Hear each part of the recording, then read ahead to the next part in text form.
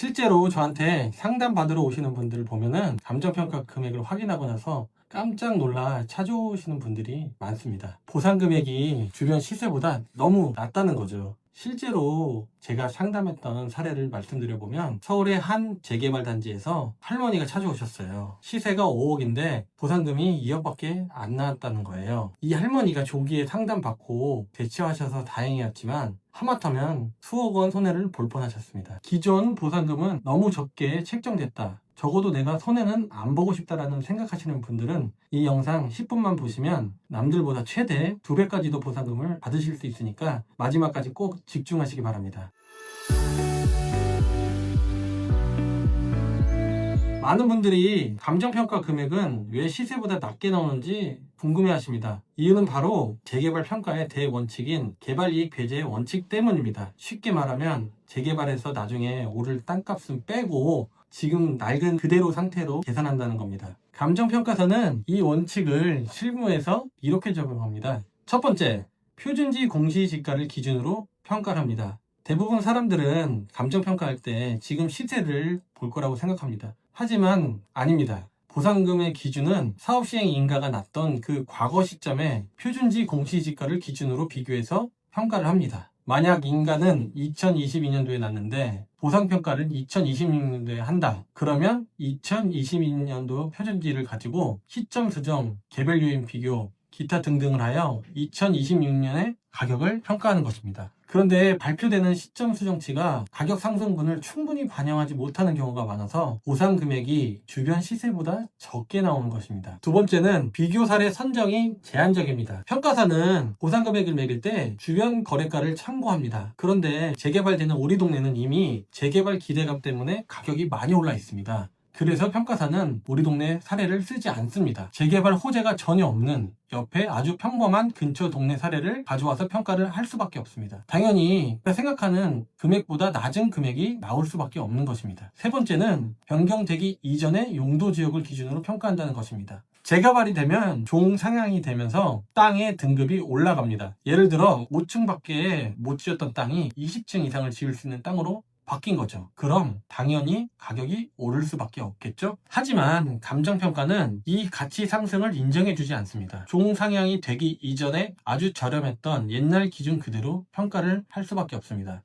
여기까지만 들으면 재개발은 무조건 손해본다고 생각하고 영상을 끄고 싶으실 겁니다. 하지만 여기서 멈추면 여러분은 진짜 2억만 받고 끝날 수 있습니다. 사실 법적으로 정해진 이 불리한 원칙 안에서도 합법적으로 금액을 퀀텀 점프시킬 수 있는 방법이 있습니다. 이제부터 진짜 돈 벌어주는 내용입니다. 지금부터 말씀드릴 내용은 재개발 조합이나 시행사 측에서 가장 싫어하는 내용일 수도 있습니다. 소유자분들이 이 권리를 제대로 찾아쓰기 시작하면 본인들이 줄 돈이 늘어나기 때문이죠. 하지만 여러분의 재산을 지키려면 반드시 아셔야 합니다. 첫째, 감정평가 전에 증거를 충분히 수집하셔야 합니다. 감정평가사는 확인이 가능한 자료를 기준으로 평가합니다. 만약 리모델링 비용, 증축 비용, 토지의 접도 정도, 형상, 활용도 등 여러분이 직접 서류로 정리해서 감정평가사에게 주면 아무것도 없는 것보다 훨씬 좋겠죠.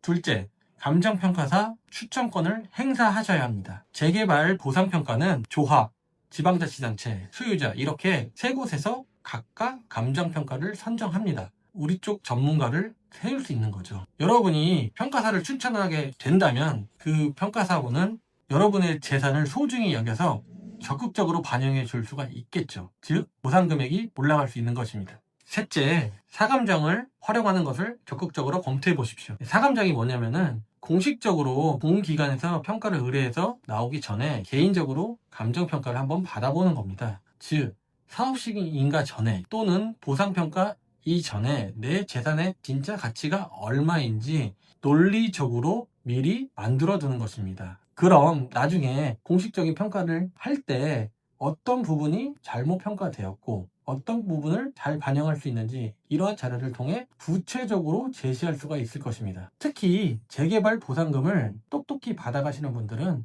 이러한 타검정을 통해서 미리미리 대비해 두고 계십니다. 지금 알려드린 이 세 가지만 제대로 실천해도 남들보다 최소 몇 천만 원 앞서가는 겁니다. 그런데 만약 이미 결과 통지를 받아버리신 분들은 어떻게 해야 될까요?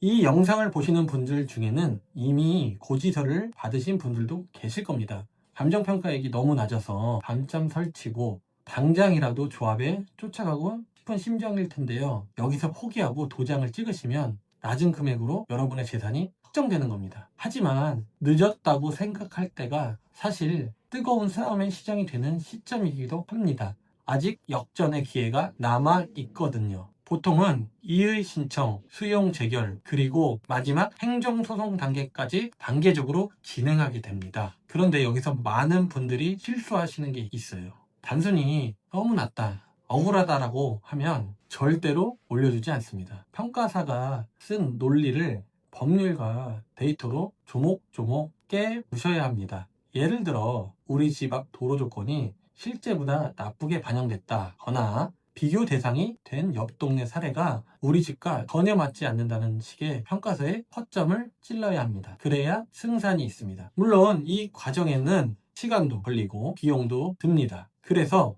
가장 중요한 게 바로 실익 분석입니다. 무작정 싸우는 게 능사가 아닙니다. 이 싸움을 해서 최소한 얼마를 더 받아낼 수 있는지, 투입되는 비용 대비 남는 게 있는지를 전문가와 함께 냉정하게 계산기부터 두드려 봐야 합니다. 막상 이겨서 1000만 원을 더 받았는데 비용으로 1500만 원이 나가면 결국 손해보는 장사입니다. 제가 상담할 때 가장 먼저 해드리는 일도 바로 승산이 없는 싸움을 걸러내고 확실히 이길 수 있는 포인트를 찾아드리는 겁니다. 이 냉정한 분석 한 번이 여러분의 시간과 돈을 수천만 원 이상 아껴줄 수 있습니다. 재개발 보상금이 낮게 나오는 거는 여러분의 잘못은 아니지만 그걸 그대로 받아들이는 건 여러분의 선택입니다. 여러분이 평생 읽어온 소중한 재산 아는 만큼 지킬 수 있습니다. 지금 내 보상금이 너무 터무니없다고 느껴지신다면 더 늦기 전에 전문가의 도움을 받아 실익을 분석해 보시길 권장합니다. 영상이 도움이 되셨다면